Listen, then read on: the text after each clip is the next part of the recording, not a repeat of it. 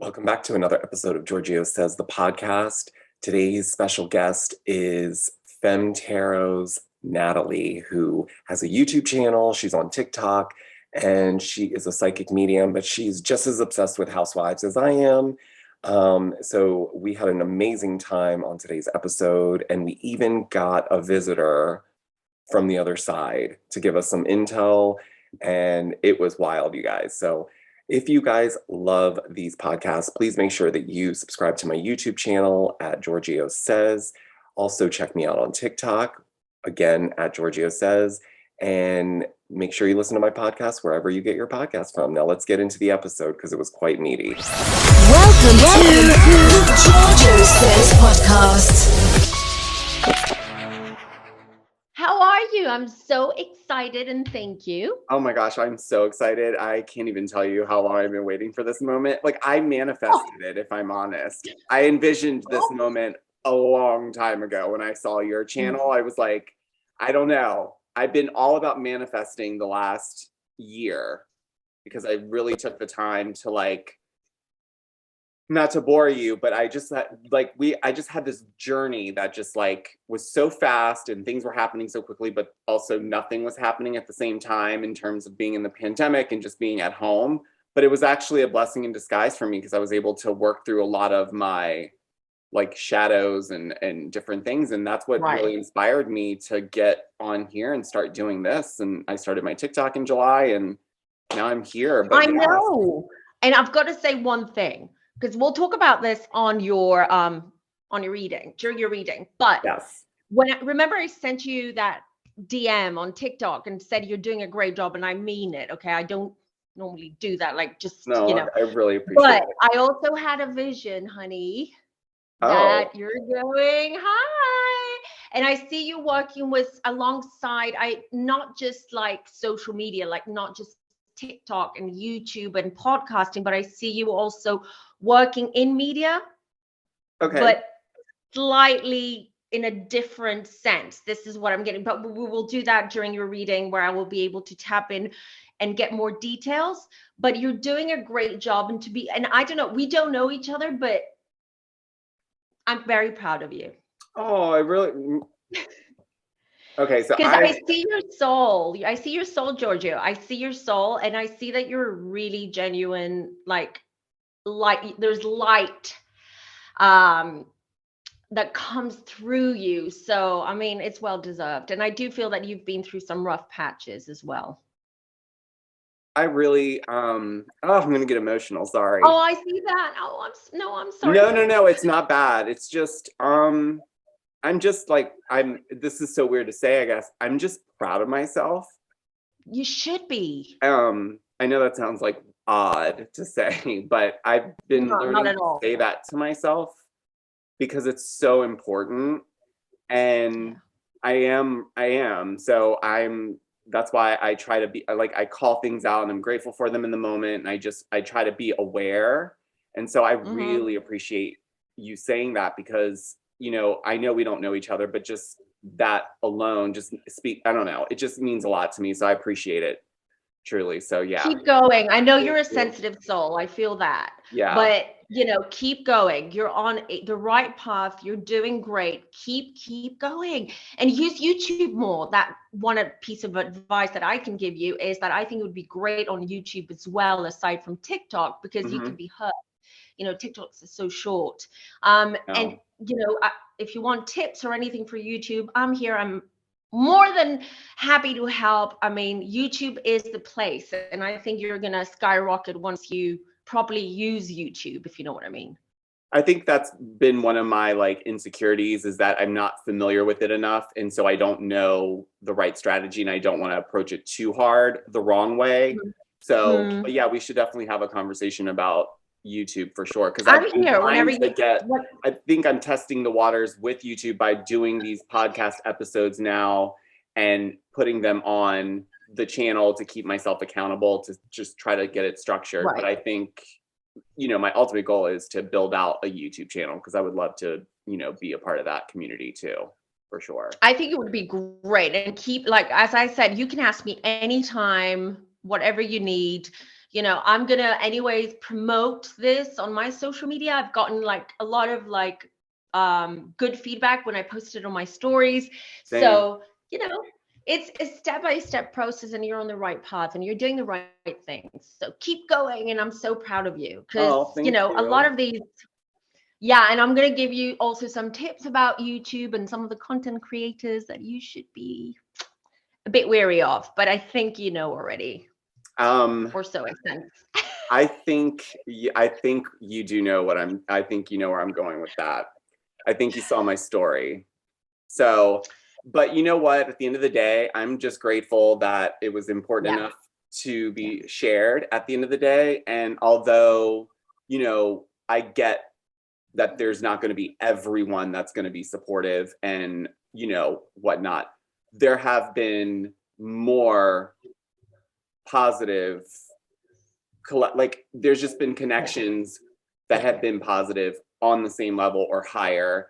And that's been just amazing for me. And I just like, I'm grateful for that. So, but yes, we will get into that a little bit later, but I'm so excited to have you on because I posted on my stories, as you know, and people flooded me with their questions because, and the funny thing is that everyone, I sat there like last night, early this morning, and I was just going through them and I said, there's like a trend here. It's like everyone wants the same, they want to figure out what's going on with the same people. So we have what's going on with Jen Shah, what's happening there, okay, because there's a lot. And then people want to know, like, what do we see happening with Erika? What are the vibes?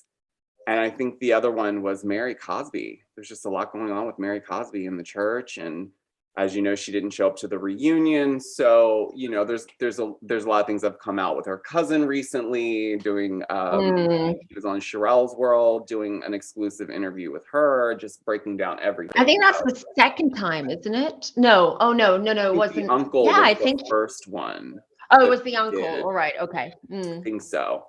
But yeah, so there's just been a lot going on, but I'm just excited to have you on, just talk about like currently what's on, what's coming up and all that stuff. So I want to get your take quickly though. What were your thoughts about Beverly Hills last season? Like, what did you think? Hot and cold. I just miss the old Beverly Hills. I just miss the old Housewives, full stop, on all franchises, to be honest. I feel that Beverly Hills is the most produced. They know very well how to sort of navigate through storylines and drama and plots and all that. And it was the Erika show, which was good in one hand because there was nothing else to talk about aside from Erika. Right? But on the other hand, this is not why, or at least in my personal opinion, why I watch Housewives. I don't want it to be centered on drama or on someone who is allegedly, involved in crime or criminal activities, allegedly. So, and I'm not saying that Erika is, because she's not the one who is sort of like targeted. Well, she is, because she was married to Tom Girardi. But on the other hand, I feel like as a spouse, you are complicit anyways, because didn't you ever question where that money came from? I mean, I'm sure she knew. There had to, listen, she's a Cancer. They're not. I know. They're not, they may play naive, but they're not. I know. So that's why I also struggled, because I was like, wait a minute, up until this point, you've been so confident and structured in the way that you've been handling your personal business while being on this show. And so it's just weird that now you don't even know what a bank is or an ATM. You know what I mean? Like those little points in the show. And I did feel like the reunion didn't need to be 4 parts. I absolutely agree. Why? What was that? Just milking the cow. Hey, hello. Because they were showing us clips for next week that was really just going to be on part 4, but they just kept milking it to keep us watching because it was like, well, no one else had anything going on. You could have done this in 3 parts. But they were milking it. Not only did they milk it, they created yogurt from it. You know, it's just like, and that was disappointing. I have to admit, I did not watch part 4. And I'm not that excited to watch next season, to be honest, which is an indication of how last season went. I don't even like, to be honest, you caught me off guard with that question because I'm like, do I really remember what happened on Beverly Hills aside from all the Erika drama? No. So that's an indication, right? Mm-hmm. No, it's going to be interesting to see how they're going to go on from that. How do you break in transition so that it's not just the Erika show? But I think that's why they added more women. Yeah. But yeah, they did. You know, and I think Diana Jenkins will be an interesting ad. She's very, you know, connected to a lot of the women, but I don't know. We'll have to just wait and see. It's been pretty quiet lately. I've been trying to, you know, scour to see like if there's any movement, but I haven't heard anything. It seems like a lot of the storylines are centered around Dorit so far, from what I've seen, just from the burglary. Snooze fest. I mean, to be honest, listen, I know this is an unpopular opinion, but Dorit is starting to turn into Teddy for me. Like, I'm a little bit over it. Like, she's a bit boring now. I mean, the whole glam and all that, great, but we're over that too. It was great like 3 seasons ago when they're really glammed up, you know? But now I don't watch it for the fashion. I watch it for the reality of it all. And where is the reality of it all for all franchises? That's like my issue. It's like it's all just a put on. It is totally put on, and that's why I think I like more like the shows like Summer House and Winter House, because you know the dynamic there is genuine because they are friends outside of the show, or even if they met during the show, they still hang out outside of the show when they're not filming. So see, they sleep with each other and they drink a lot and all that. But hey, that's reality TV. Well, at least the new reality TV. We'll never go back to the old Housewives and I don't know, even Jersey Shore. Because I okay, confession. I love Jersey Shore. I love that kind of trash reality. Hey, I'm guilty of it too. Listen, I love a good Basketball Wives. You know, VH1 does a real good wrap up of that type of, you know, reality TV. So I was Jersey Shore, MTV. I missed The Real World. Oh, like that's what you were just saying. Like, I would love to see a show where it was more like Ultimate Girls Trip, where you put them in, I don't know, situations where they're all in the same shared space and they actually have to try to get to know each other, because that's fun to watch, rather than these set up conversations where you're just kind of like trying to come after each other, but it's all legal stuff. Like, it's not like petty drama. It's like, I just read about your lawsuit. And you're just kind of like, oh, okay, good morning to you as well.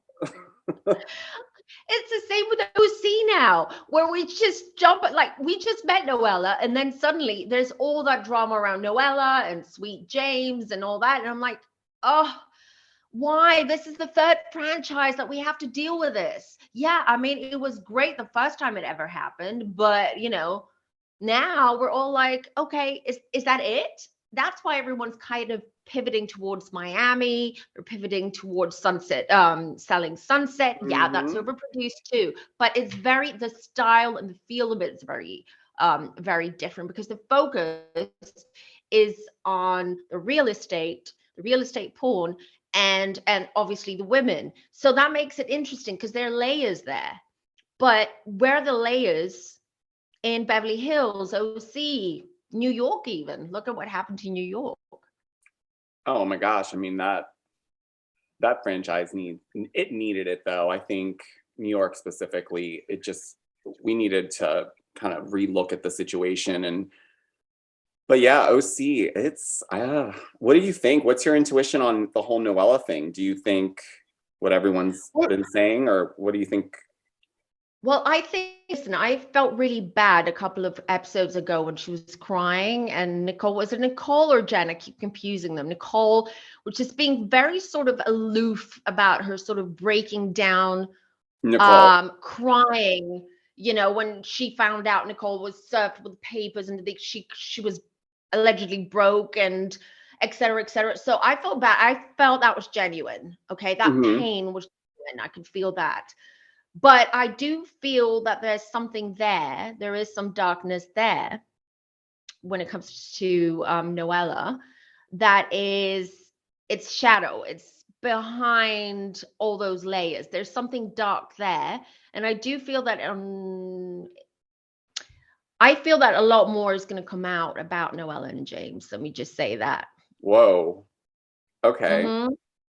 Yeah, It's about it's their not ending. relationship. You mean about their relationship and how it was, what they did in it, or what's happened since the Sweet James has left? Both Okay. about the Wow. relationship too. I don't feel it's genuine, to be honest, 100%. I don't feel they got together because they were in love or whatever. Maybe they were at the time or thought that they were, but I do feel that it fizzled out like pretty soon after they got together. And they haven't been married that long, have they? So No. they've been together for 6 or 7 years, and I think they were married for a year or something like that. Oh yeah, you're right. I think it was even less than a year when the show Less. started filming. So Right. And I feel that what's going to come out is that they got married in a rush. This is what I feel. So something kind of like, and this is why I feel Noella's got skeletons in her closet that will come out. mhm. I don't feel that, the sky landed on her head when she found out about Sweet James and his illegal activities, allegedly. Mhm. But I do think that she was also in on it up to a point. So this is my feeling. And I do feel that Noella we're going to be talking about Noella for a long time, just like as we do with Jen Shah and Erika. Correct. Yeah, no. I think I'm kind of split in the middle with Noella in the sense of I know a lot of people have said, and I do agree with this, she is trying hard to Yeah. be on the show. It's coming off like you've almost rehearsed your moments of how you would react to, Heather or whoever. But as of recently, with the whole thing with between Noella and Heather, there's this gray area, and Kelly Dodd was very loud to say, I have the text message. She shoved that guy into the wall. Mm. And we hear Noella confront Heather on the most recent episode about slamming people into walls. Now, Heather went on her podcast to obviously defend herself. And I just feel like there's more to that story, because when Heather was shutting down production, I don't know, there's just something that I like, even with Heather's text messages, Heather tried to prove that Noella was late or something or another, because everyone said, well, why are you inviting this woman to your home when you're clearly busy filming for something? You're selling something. Yeah. And people just went after Noella after that. And I looked at the text message because I just, when you read something and you're like, there's something's missing from this. There's another, either a message I above felt it. the same way. Okay, so I didn't jump on that train yesterday or the day, but whenever the day came out, the screenshot, because I was just like, well, this is convenient.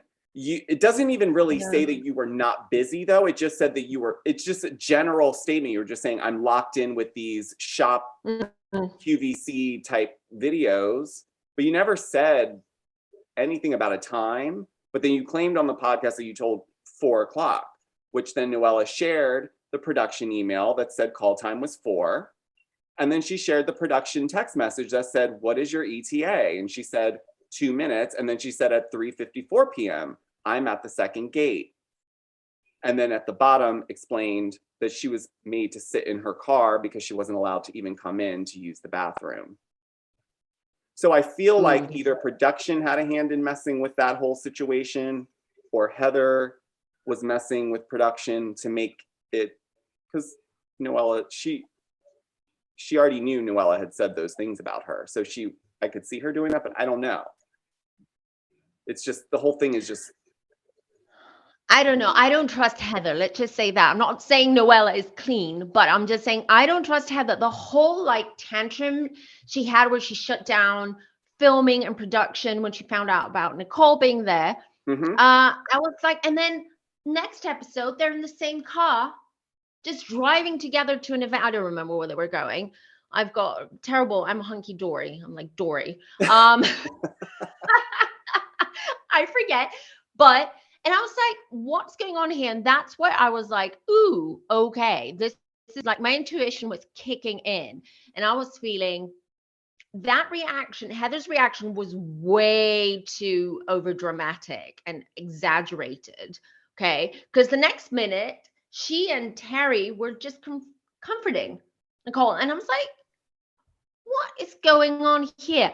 I just think that Heather just got a big paycheck. She thinks she's the queen bee, and she feels that she can control the narrative, the production, producers, and everything. And that's why although I was super excited about OC in the beginning, because I was like, not about Heather, because I wasn't a big fan of hers, but I was like, okay, let's see what they're bringing in this year. We've got new casting, new women.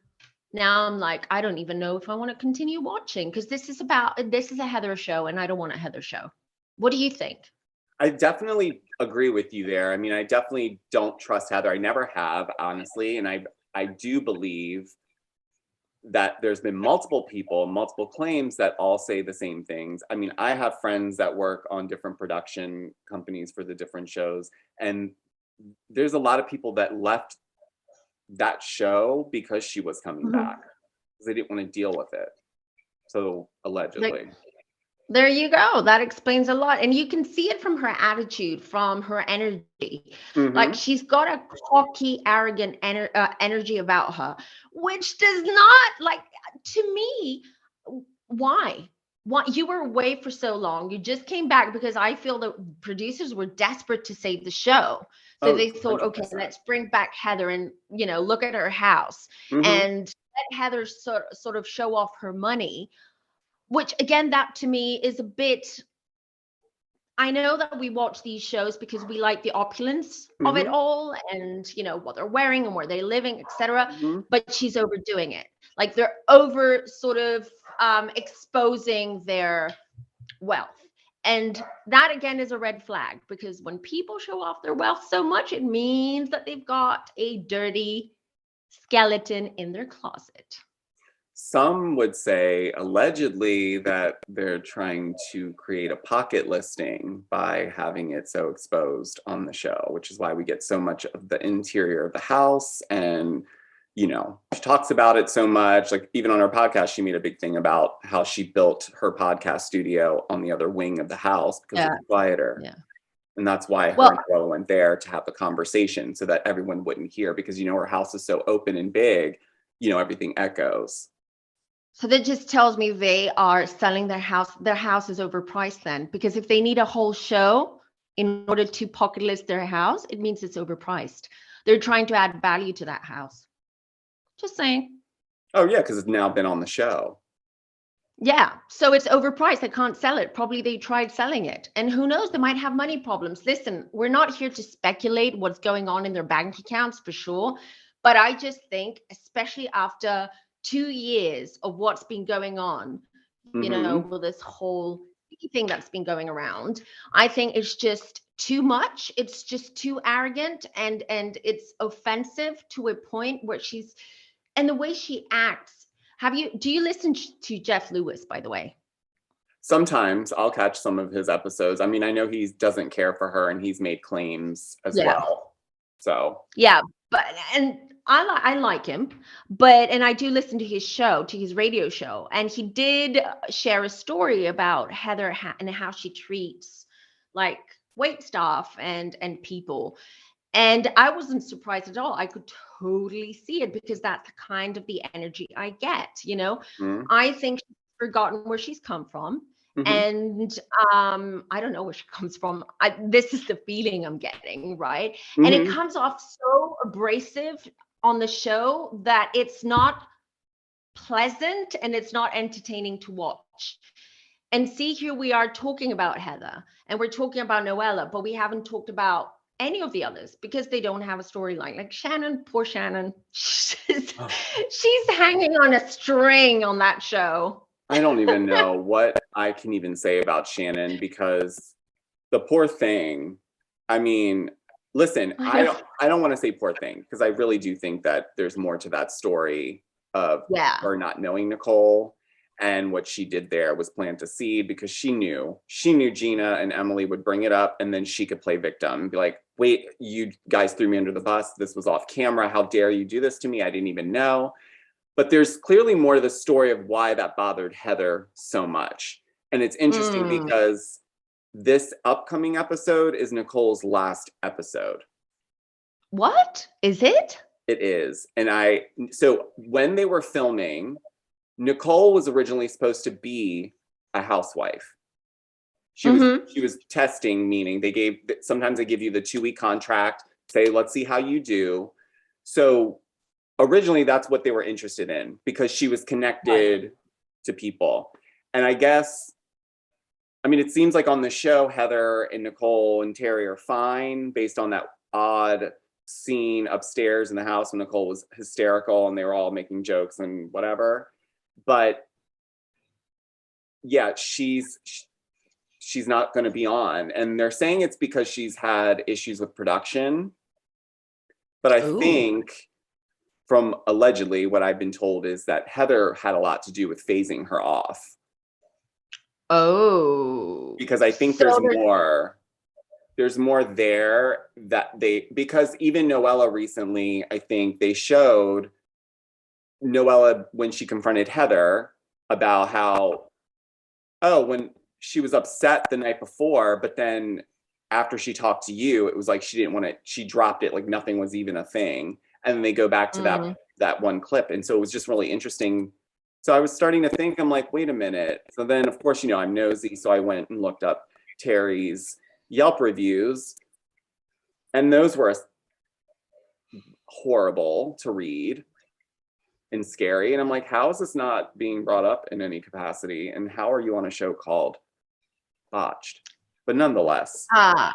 Good point. Very good point. And if he is not that great at what he does, how is he able to afford that huge house and everything else for that matter? Just saying. I mean, you know what? I don't know. I mean, I always feel that if you're super wealthy, you have no reason to show off your wealth. Actually, you want to hide your wealth because you don't want to be targeted. You don't want to be attacked. There are lots of reasons why.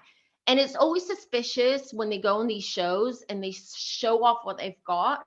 And of course, we always hear about like a few years down the line, we find out, that everything was smoke and mirrors. And I feel the same about Terry. And you know what? Terry's likable. I actually like Terry. I don't dislike him. But I just feel that, Heather is the boss. Like she's the business manager. So she makes the decisions. She makes the decisions, every decision for him too, not just for both of them, pretty much. That's what I feel. She knows what she's doing. Like she's cutthroat. We can see that. And definitely there's been a lot of stuff behind the scenes that we are not aware of because they will, as usual, housewives will always blame editing. And okay, I agree. Sometimes editing can be sort of manipulated in order to create some kind of drama or some kind of like plot twist. Yeah, I get it. That's TV. But I do feel that there are parts of filming that are missing because we're jumping. It's almost like jumping timelines and then going back. I don't know if anyone else feels it, but this is how it feels to me. And I've got more questions and I'm more confused than anything. Like how did these personalities, the dynamic of these personalities work out where 1 minute Heather's shutting down the thing, production, and then they're driving together with Nicole to some party or wherever it was. And then you've got Noella becoming Shannon's best friend. Okay, granted, Shannon doesn't have anyone else I right was now, gonna say, yeah, she needs someone in her corner, poor thing. But you know what? Maybe it's time for Shannon to go. And I'm sorry to say that. I know there are probably fans out there that like Shannon, and I don't dislike her, but I think it's just maybe time. I think she needs a break. It's She not a does. goodbye, finally. It's not, listen, I think Shannon has a lot of potential. I agree. I really think they just don't have authentic relationships, and that's making for a soap-esque situation. Because a lot of people are like, Right. it seems very, like that one particular scene, just cringe-worthy. It was just when Heather was leaning in slowly and was like, if you ever go near my family, I was like, what are you doing? The What are you Godfather. It just gives doing? me Marlon Brando vibes, like. But it was just an odd thing, and I was just like, did you rehearse this? Like, did you write, like, someone wrote this for you and said, this is what you need to say? Like, I don't know, but poor Shannon, So yeah, I do think Shannon should take some time off. I think she would do good if she took like a season or two off, or even if she was just a friend of for a season or two, where she didn't have to get in fully in the mix. Because I just feel like she's miserable this season. Like, I feel She like is, this and you like know what? really intense, miserable, alone, like cornered energy from her or something, where it's She's like, got the insecure energy about her, feeling like I feel that she's insecure that this is going to be her last season. So she's trying to navigate herself and navigate through everything, but it's not happening. And I love I love how Shannon always has that look like deer in the headlights every time she stirs the pot. You know who else has that? I watched Miami because I love Miami. oh And God, I love it. Marisol has the same look. Have you Yes. noticed? Yes. Every time Alexia is telling her something, they pan over to Marisol and she's like, and I'm like, God, I miss you ladies so much. I'm so glad you love Miami, because I'm trying to get people to get on Peacock. It's worth the money just for the library of past seasons of everything. Just for that I alone is worth it. I But agree. And these women, like Miami women, sorry for jumping from one no, it's franchise to okay. another, Let's go with it. but it's just like, they're so, I don't know, they're so passionate, because a lot of them are Latin and Latinas, so they have this energy and passion, and it Mm-hmm. just makes it great. And they have storylines because they genuinely have, except for Larsa. Larsa's just, I don't know what her storyline is. Tell me. OnlyFans. OnlyFans is her storyline. No, it for real is. The poor thing, you know what the problem there is? Unfortunately, she comes from a not so healthy marriage. Like, so there's just a lot of talk. You can just tell she's put things in boxes and just been like, nope. And she has what she's gone through the Kardashian effect. Slower talking, no real substance. Yeah. Monotone, no. Yeah, what's her star sign, by the way? Do you know? Let me find out. Let's find out, because that's interesting. That would be interesting to know, actually. Right? Oh, Alexia gives me, by the way, I love Alexia, okay? Me too. Oh my God, I love her, and I just have so much respect for her, for everything that she's been through. She gives me Scorpio vibes with everything that she's been going through. But it's interesting to find out. Larsa was born on July 6th. Another Cancer. Mm-hmm. Oh, okay. That's odd. I wouldn't get Cancer vibes from her. No, but see, water. It's like Scorpio water that she gives that water sort of element vibe, but she doesn't give me Cancer vibes, that's for sure. Yeah, no, not at all. Yeah, no, it's been interesting. I mean, I don't know. She was only on the first season when they first came on. Yeah. But I think the reason why she got off is because I don't think her husband was really happy with her putting their life out there for them to dig into. But I'm glad it's back. I honestly love Because the energy of it. I love, I and agree. speaking of Alexia, you obviously saw that scene of Todd and Peter getting into it. Oh my God, I that was was intense. heartbroken for her Me because too. I felt for her only because it's such a tough spot to be in, because you could just tell that she's been, and like to your point, she's been through so much. And I mean, I wouldn't know the first thing about what that must be like, but it's just, I don't know. I just felt so horrible in the moment for them.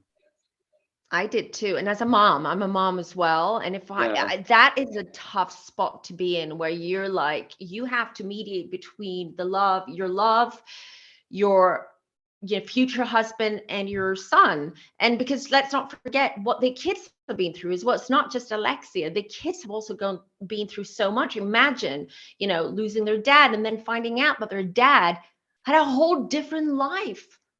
Like it's just like, and everything was uncovered when he passed away. And so it's a lot. But then again, what's her future? I think they're married now. What's her husband's name? I forget. I think Todd. it's Todd. Hmm. Todd. And then there's Todd. And of course, Todd, he's there for the ride. He has to because he's marrying her, married Alexia. But Sure. on the other hand, it's so hard to sort of like be empathetic and understanding of what the boys are going through. Hmm. Um, because he's not been in that position. So, and there's Alexia trying to sort of juggle both. It's hard. It was very intense. I felt horrible for her. But on the other hand, she is a tough cookie. I mean, I do believe, and if she listens to this, Alexia, better things are coming. I can tell you psychically. Oh, well, I mean, if she ever does hear this, I mean, I feel for her even now because, Peter was arrested just recently, um, Oh, for really? domestic violence, for physically assaulting his girlfriend, Oh no. See, there's a lot of allegedly. But it stuff was, I that mean, there it is. was an actual police report and everything. So it wasn't like just a rumor mill. He was booked. And I think it was maybe a week or two ago, and it just, for obvious reasons, she's gone a little silent. But I'm just like, it just so happened that episode came as like a week or so after that arrest happened.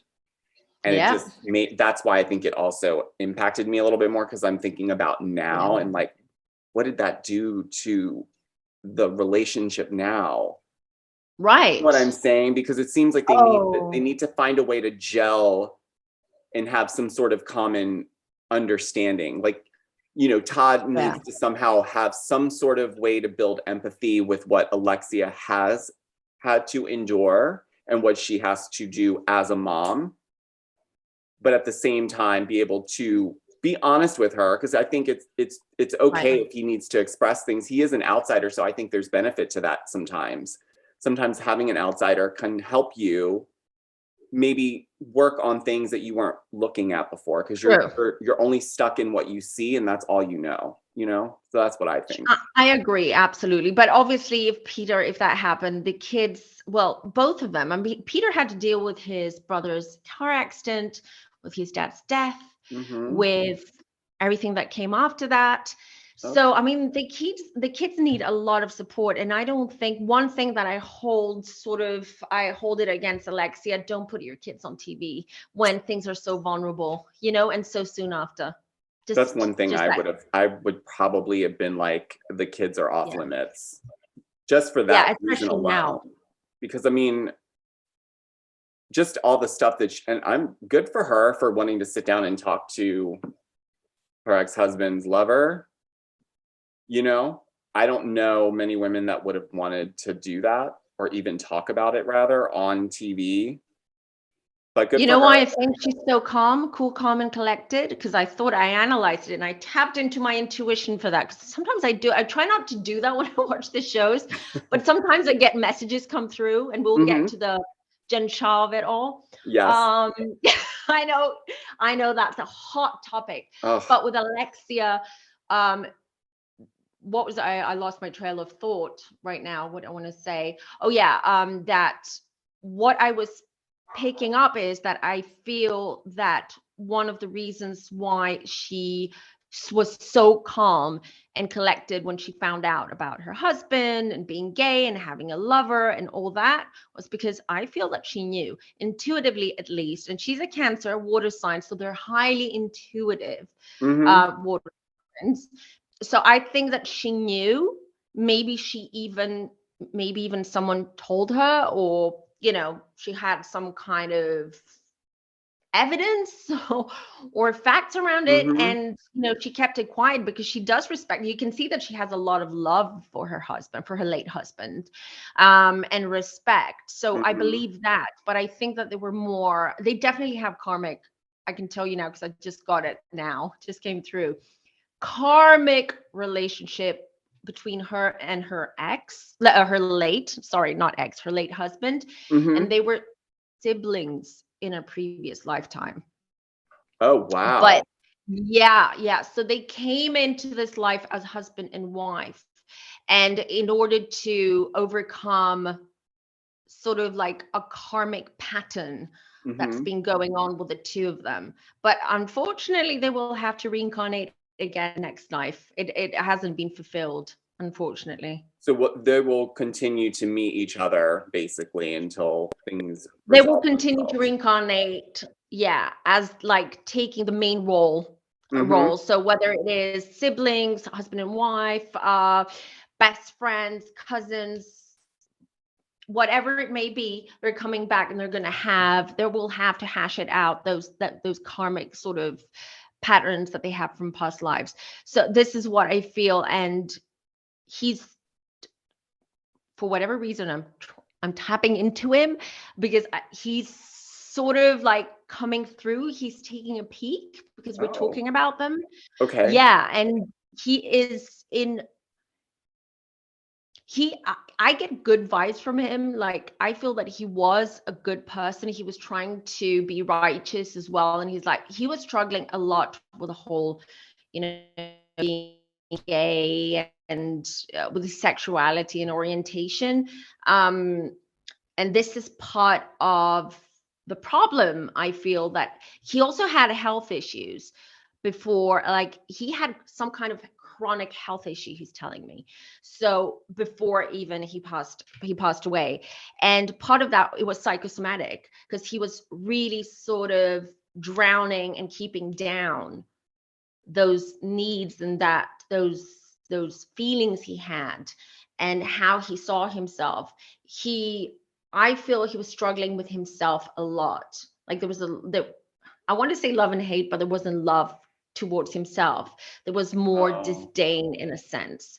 And I feel also that it has to do with how he was raised and his family, and also his relationship with his dad when he was a child. I think their dad kind of left them when he was quite young, when he was little. So he left the family, and there were skeletons in the dad's closet too that they found out. It's very complicated. Like the info that I'm getting is a lot, and it's going to take a long time. Gosh. I know. But yeah, and Alexia is definitely her life is going to improve. So it's almost like since his death, it's like all that karma, all that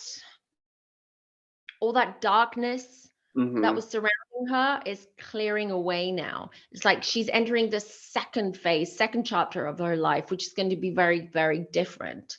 And she is going to we're going to see and hear more of Alexia in the future outside of Housewives. Oh, okay. Yeah, like business ventures, and she's going to get into podcasting too. I was just I don't know saying, if she has a podcast. Be great at that. She's got a story to tell. I also feel that the podcast is going to lead to a radio show. So something that is going to be nationwide, nationwide exposure. So she's working on it. She's got a lot going for her from now on. Alexia, if you listen to this, get moving, girl. I want to hear from you. I love her. I absolutely adore her. I'm glad she's back on the show.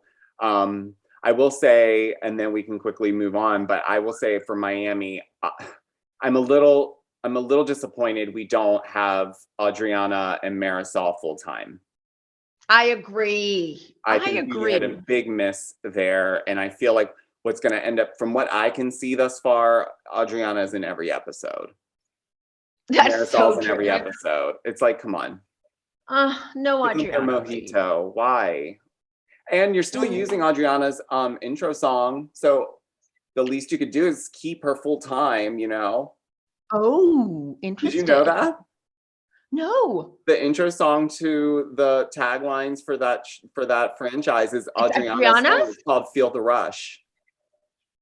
I have to go back and listen to it. This is a free shout out for you, Adriana. You're welcome. But yes, that's why that first episode they keep panning over to her and she's sitting in the chair and she's like dancing because it's her song.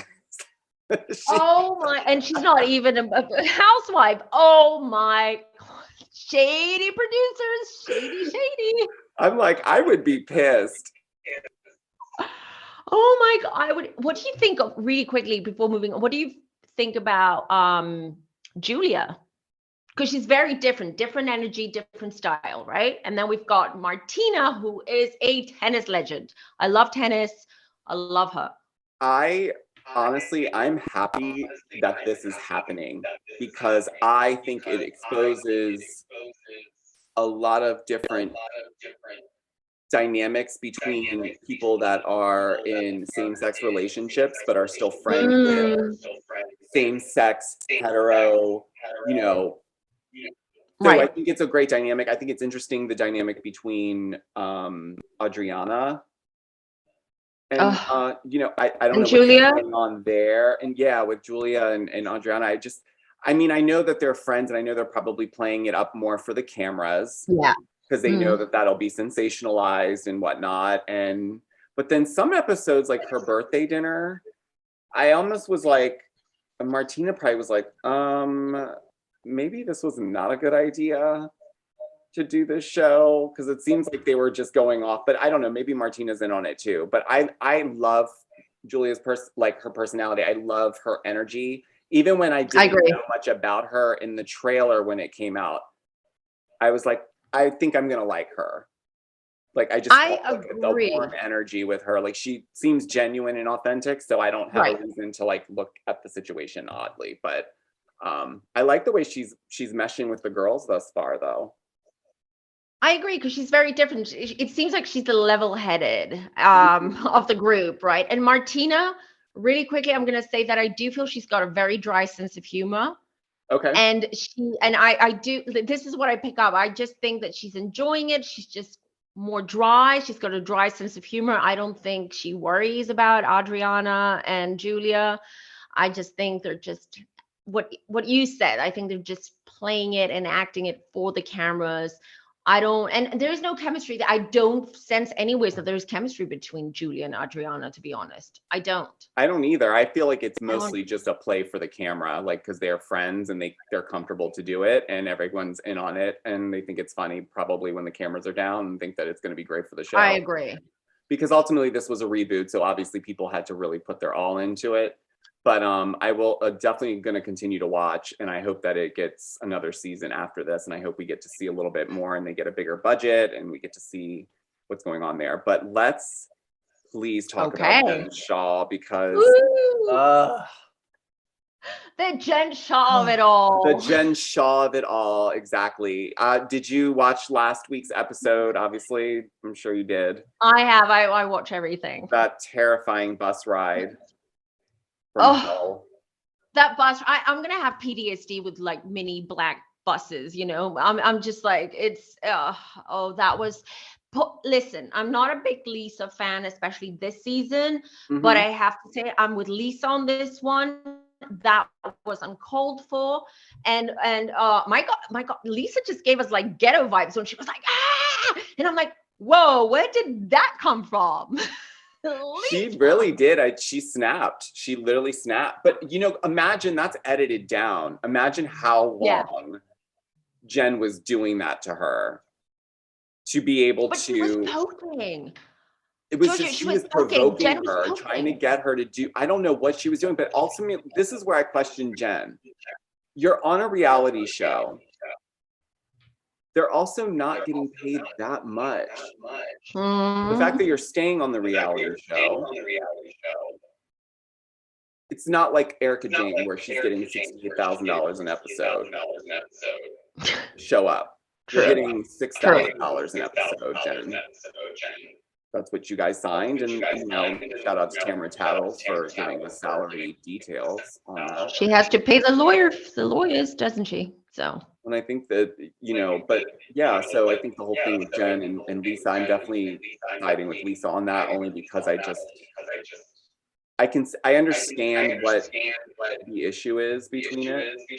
The, you know, how she might be on camera versus off camera, but I feel like, I don't know, Jen Shah seems like she's a heavy friend to deal with.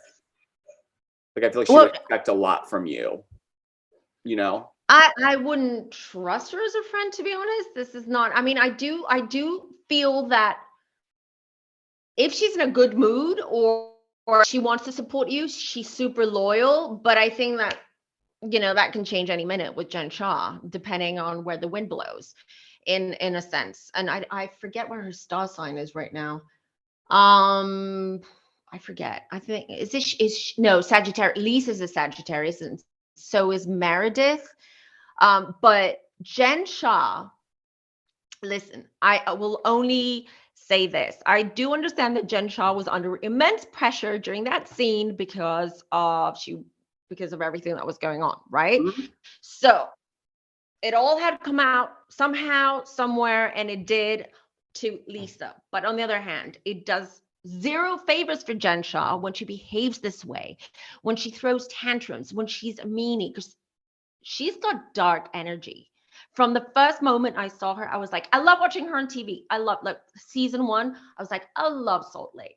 Mm-hmm. It's like the dynasty Yes. of Housewives. You know, that is the the perfect description for that franchise. The dynasty. Yes, absolutely. Agreed. But I was like, ooh, there's darkness there. And I was trying to pick up where that darkness was coming from. Mm-hmm. First of all, she's got some kind of like personality disorder or narcissism. I've done readings there on my channel where I've looked into that, and I totally saw that. So, and Coach Shah, I know he's charming. I know he's very eloquent in the way he talks, and he is a great motivator. That's his job anyways. But trust and believe that he's also got narcissistic tendencies. I'm not a psychiatrist, but this is my professional opinion as a psychic medium, as someone who reads energy, right? Mm-hmm. So with Jen, but I enjoy the darkness. I'm like, great, that's going to make the show great. But now it's become so dark that she's pulling everyone else around her in that dark pit of darkness. And it's ugly to watch. Because she's attaching her energy to people. Yes. I almost feel like she's spreading the toxic energy by just being around these ladies. And listen, I mean, I don't wish harm or bad things to happen to anyone, but if she in her mind really truly believes that well, here's a good question. Do you think that she thinks in her mind that she did nothing wrong, like, and believes it? Or do you think she knows she did something wrong and she's trying to get out of it? Second, she knows she's done wrong. She knows exactly what she did. She's smart. She may be a lot of things, but she's not an idiot, you know? Mm-hmm. No, that's what I was confused about, because it just seems like she's so confident that she's done nothing wrong, her reactions and all that stuff. But again, the narcissism plays in there. And the personality disorder. Exactly. And people don't realize that sometimes. And like me, when she had that scene with her mom, I was like, oh man, I feel for her. But then I was like, oh, no, something's still off. I don't buy this I know, narrative. Georgia, I had the same, you know, when they were packing for the charity, you mean, when she was with her mom. I know, I was like, oh, for a split second, I was like, oh, she's doing a good deed. And this is so sweet. And then I'm like, nope. For the cameras. If the cameras weren't around, would she do the same thing? Nope. No. She doesn't care, you know, and that's the difference between Jen Shah and Erika. Jen Shah knows what she did wrong and she's denying it. And she's completely not oblivious, but she's convinced herself, of that she hasn't done anything wrong, but she knows it. And that's a coping mechanism for her. Erika, on the other hand, is extremely smart. She's been advised and she knows exactly how to play the game and how to talk, what to say. And she's got a plan. She's got a plan. And I did a reading, like, I think it was last year, about Erika. And I said, well, no, they'll never find the money. That's what came up in the reading. They'll never find the money because it's been split in different accounts. It's been placed into cryptocurrency. So much. Wow. They've hidden the money, right? So it's going to be very hard to trace. And second, because Kempire, because I did it with him and he said, will she have jail time or something like that? What are going to be the repercussions for Erika Jayne? And I said, well, she'll probably move for a couple of years. That's what I saw. Move state, move city, whatever it may be. And then she'll resurface and she'll reinvent herself. So Erika she's smart enough to know what's being done wrong and where she was at fault, okay? And how to overcome it and Jen, I'm not saying she's dumb or an idiot, but I'm just saying she has a disorder, a mental health or a mental disorder kind of thing. I don't know how to call it, where she's never going to learn from these mistakes. She's going to it's a repeating pattern. She's going to continue because it's all about her, not her kids, not her husband, because when you have kids, honestly, and you love your kids and your kids come first, because I think I heard that on a podcast or someone else, I don't remember, someone mentioned that she loves her kids and she's a very good nurturing mom. I'm not doubting that. But but if you love your kids and you respect your kids and you want for your kids to have a good future and a great future, you don't go around scamming people and doing it in such a way where she got caught. She wasn't that smart in the way she did it either. Yeah, no, it was very sloppy in looking at the situation. I mean, you're selling lists of things, of people's information and pretending like you had no idea what happened to that list, like you didn't know who you were selling it to and what they were going to do with it. So that's why when the two people below you are changing their plea to guilty and you're still holding on to not guilty, I don't know, right? What do you want people to think? She's on camera with Stu, her assistant, her partner, whatever he is in her life. And she's like, he makes me money and he's my assistant. And I'm like, you're digging your hole, girl. What are you doing? You're that arrogant. You're that sort of like in your own, because she thinks that she can charm, she can get out of anything. This is where the delusion comes in. She knows what she's done wrong, but in her mind, she really believes that she's going to get away with it.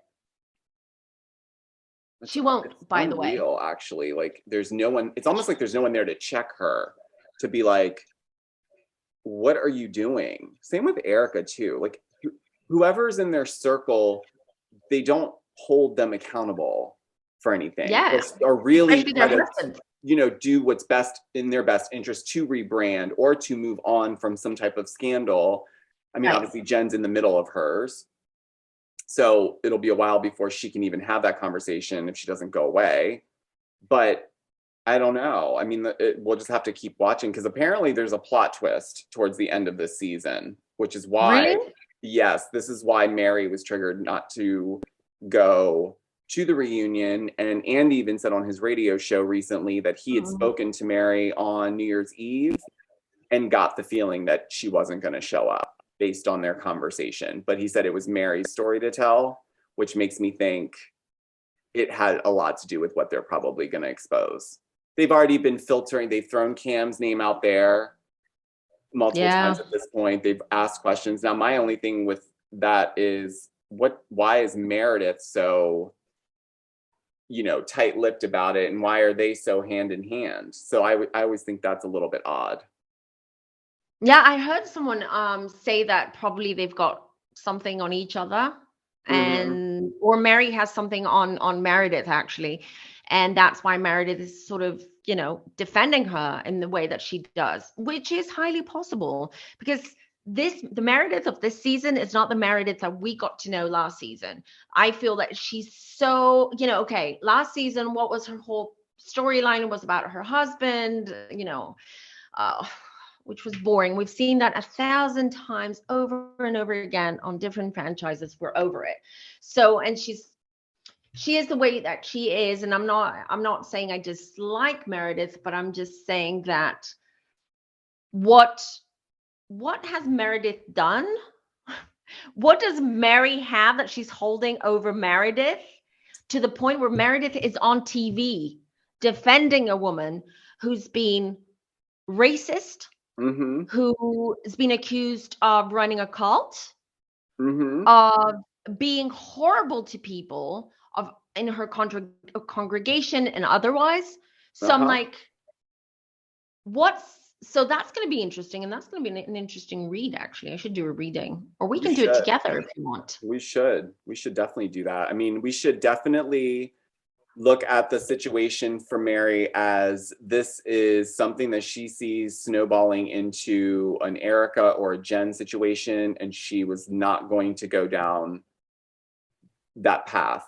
But unfortunately, the rest of the season is going to play out. I do wish she would have come to the reunion only to just do the right thing, finish it out, show up. These are allegations you've been hearing about as well, so it's just, but the thing with Mary, she's not used to having to be held accountable because she's God. Exactly. So I think that the God complex is what the issue is and why it doesn't work for her to be on the show. I don't think that church or that congregation is going to be around for too much longer.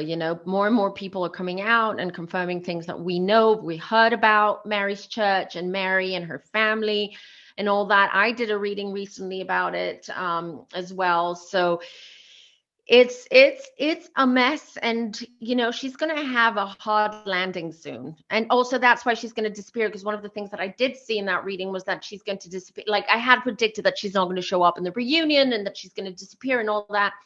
And she's going to disappear for a few years, definitely. Like, go off the radar.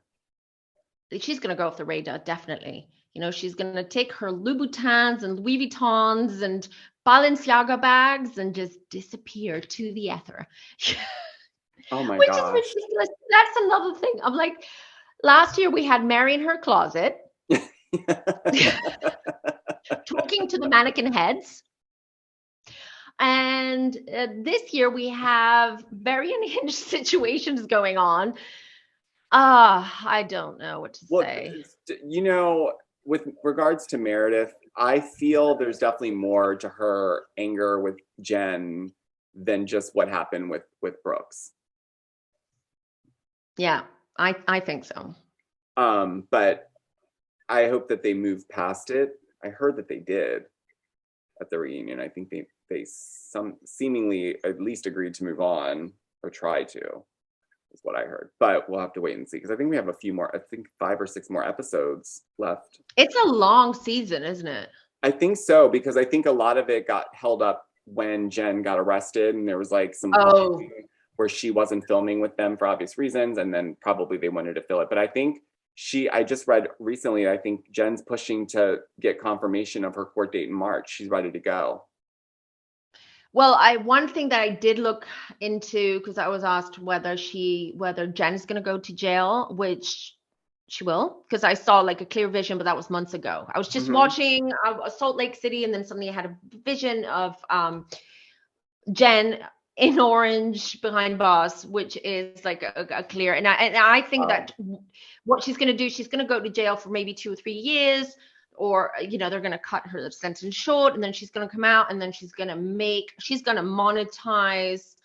her experience and everything. She's going to, you know, what all celebrities do and all TV stars do, where they write books and they, et cetera, et cetera. So this is what's going to happen. But I didn't see her going to jail this year. So I do feel that there are going to be extensions with her court date.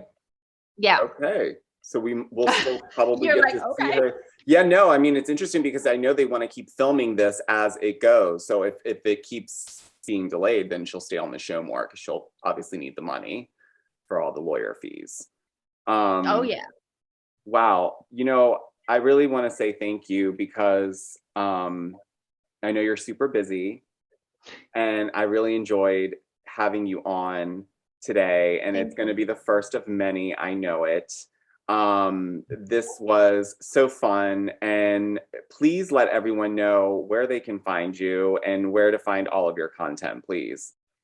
Okay. First of all, I would like to say thank you for having me. I appreciate that. We kind of met when you first started TikTok. Yep. Where you shared Campire and I, we did a reading on Salt Lake City. That was season 1. And then I started following you and really enjoy your TikToks and really enjoy how you've grown. Your TikTok has grown. And I love your energy. We talked about this at the beginning. So keep up the good work, because we know you're gonna do great. And thank you for having me. Really appreciate it. And I can't wait for our appointment on February 11th. So yes.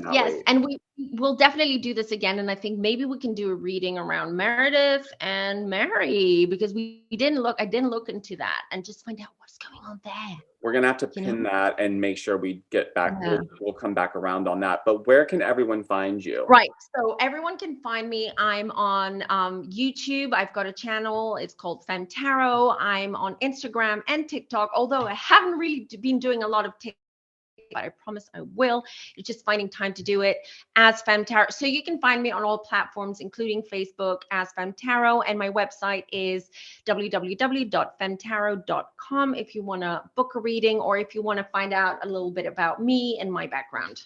Awesome. Yeah, guys, if you want to book a reading, I highly, highly suggest you get on the list now. She is booked up, I think, all the way until the beginning of summer. Yep. So yeah, get on the list. But it's well worth the wait. But thanks again for coming on. I am so happy we got to do this. And until then, I will talk to you, Nathalie, very soon. And then we will do this very soon as well, because we got some things to discuss. But until then, next time, talk to you soon, and take care.